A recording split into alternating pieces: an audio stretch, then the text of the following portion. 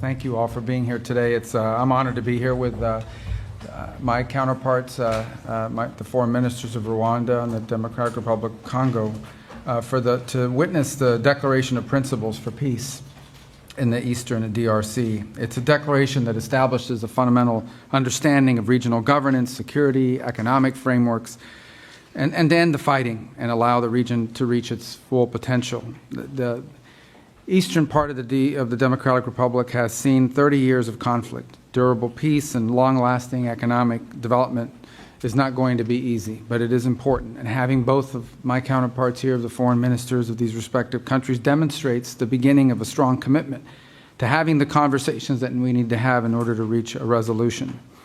I'm proud to work for a president who's made peace, stable global peace, a priority of this administration. And today is evidence of that. He wants to see a peaceful resolution in many parts of the world, but he wants to see a peaceful resolution here, and we want to play a constructive, productive, and important and key role in ensuring that that can happen. And a durable peace in the Great Lakes region will open the door for greater U.S. and broader Western investment, which will bring about economic opportunities and prosperity. And it will also help advance President Trump's prosperity agenda for the world. It's as they call it, a win-win for everyone involved, for the United States, for the Democratic Republic of Congo, and for Rwanda. Our firms are good corporate citizens, American firms, and they'll bring good governance and ensure responsible, reliable supply chains for things like critical minerals that benefit regional governments and our partners and allies as well. This economic development, combined with durable peace, and I would say durable peace comes before economic development. It's impossible to do without the peace.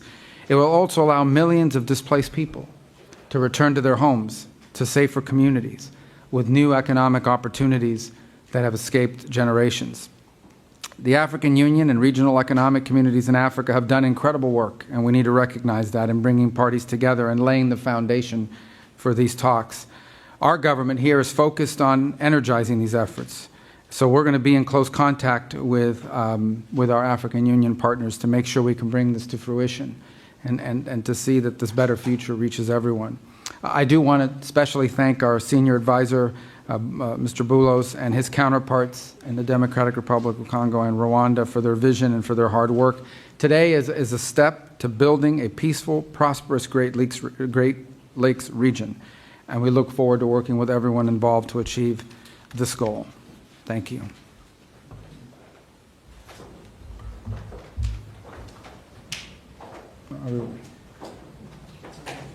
Perfect. Thank you. Mr. My apologies. I should have turned to No. you. I apologize. I was looking. That was. No worries. Thank you. Mr. Secretary of State, Honorable Senator Marco Rubio, His Excellency Mr. Olivier Nduhungirehe, Minister of Foreign Affairs of the Republic of Rwanda, Excellencies, distinguished guests, ladies and gentlemen, today marks not an end but a beginning, a necessary step towards peace taken with resolve and purpose. This moment carries particular weight for the Democratic Republic of the Congo. In Goma, in Bukavu, and beyond, the reality of displacement, insecurity, and hardship continues. For us, the urgency of this initiative is not theoretical, it is human.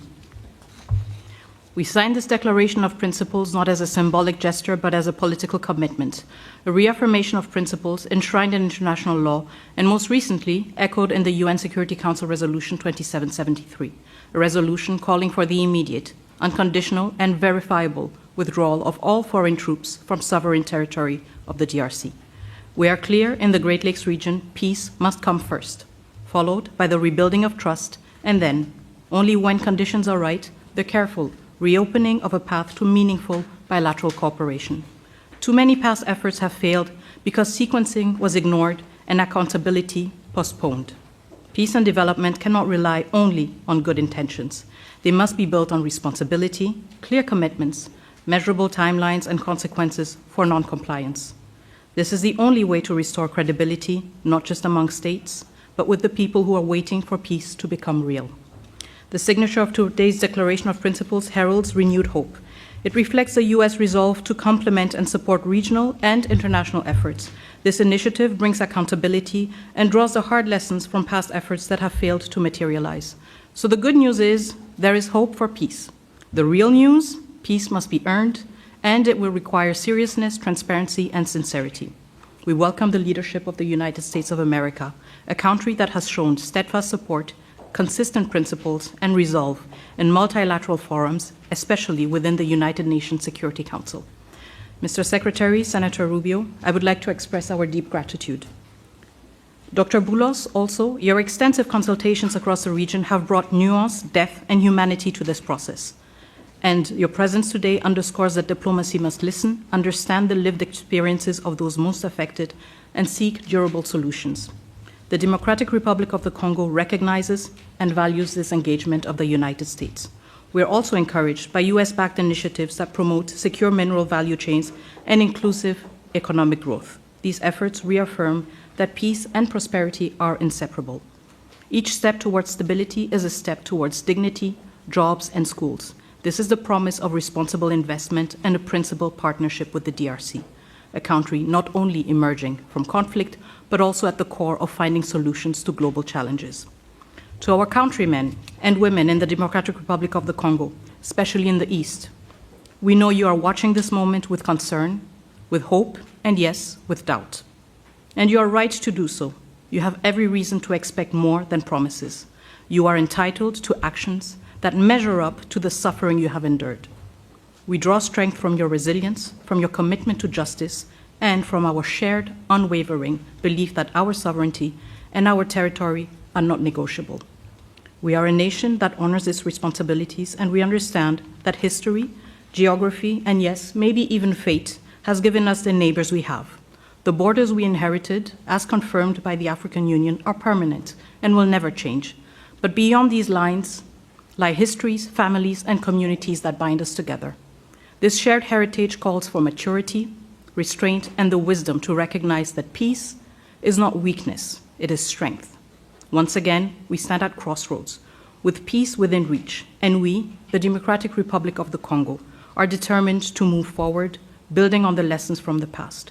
We stand as a nation dedicated to achieving lasting peace. We welcome the support of a strong partner by our side. And I voice the solemn hope that all parties will seize this opportunity, just as we, the DRC, have chosen to. Thank you. Thank you, Madam Minister. Mr. Minister. Thank you. Good afternoon. On behalf of President Paul Kagame and the government of Rwanda, I want to start by thanking President Donald Trump for enabling a real change in the conversation on how to resolve the situation in the Eastern Democratic Republic of Congo, leading to the signing of the Declaration of Principles today. I thank Secretary Marco Rubio and the United States government for hosting us, and I commend the positive role played by Senior Advisor Masad Boulos and his team and other officials in the significant progress achieved thus far. Today, we are talking about the real issues, the root causes that must be addressed to achieve a lasting peace in our region. Those include, first and foremost, security, as well as the return of refugees. In addition, and very importantly, we are discussing how to build new regional economic value chains that link our countries, including with American private sector investment. Our goal is a secure region free of violent ethnic extremism, which is well governed. Working together, our region can be an engine of prosperity for all our peoples and indeed Africa as a whole.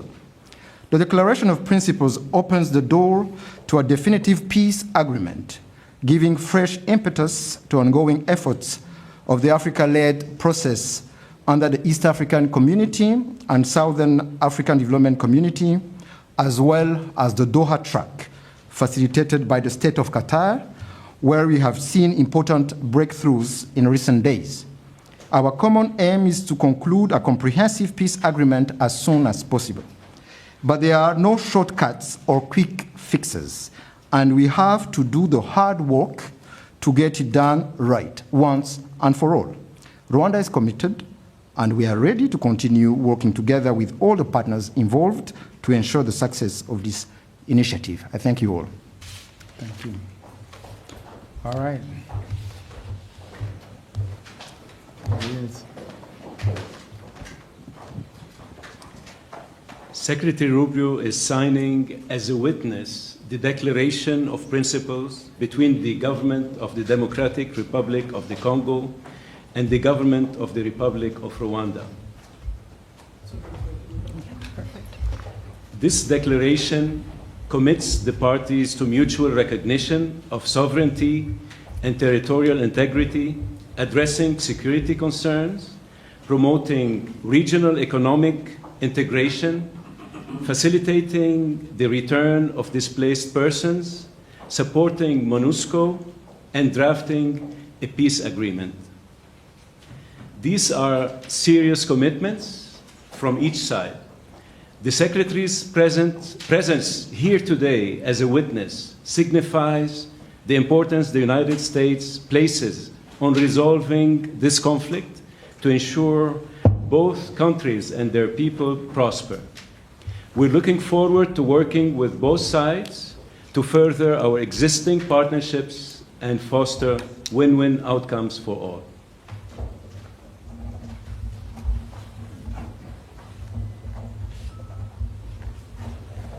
So we're going to slide it down this way. Perfect. Thank you.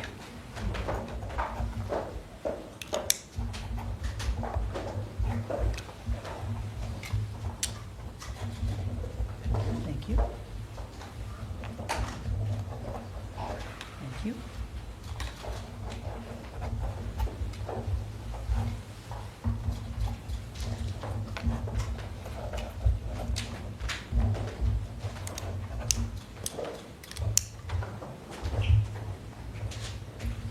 Make sure you keep your pen.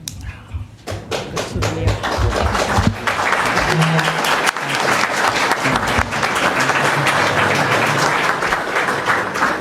Thank you very much. Thank you so much. This concludes the ceremony. Thank you. Your Excellencies, please. One question for the entire continent. Congratulations.